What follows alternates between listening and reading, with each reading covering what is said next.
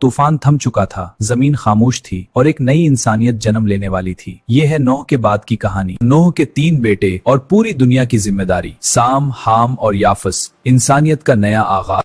ये सिर्फ एक खानदान नहीं था, ये पूरी इंसानियत की बुनियाद थी। नूह की औलाद और जमीन की तकदीर। वीरान जमीन, खामोश वादियां और चंद इंसान जो नई दुनिया बसा रहे थे। यही था असल इम्तिहान। झोंपड़ियां बनी, जमीन काश्त हुई और उम्मीद ने फिर से सांस ली। ये थी ईमान की ताकत। एक घर से कबीले बने, कबीलों से कौमें। नूह की औलाद पूरी जमीन पर फैल गई।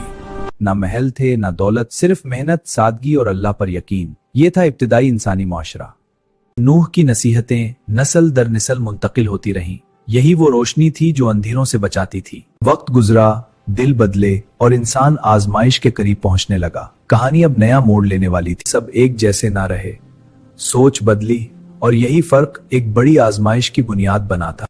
ये सिर्फ माजी नहीं, ये एक सबक है। नूह के बाद इंसान ने क्या सीखा? ये तो सिर्फ आगाज था, आगे आजमाइशें भी थीं और इबरतें भी। कहानी अभी बाकी है।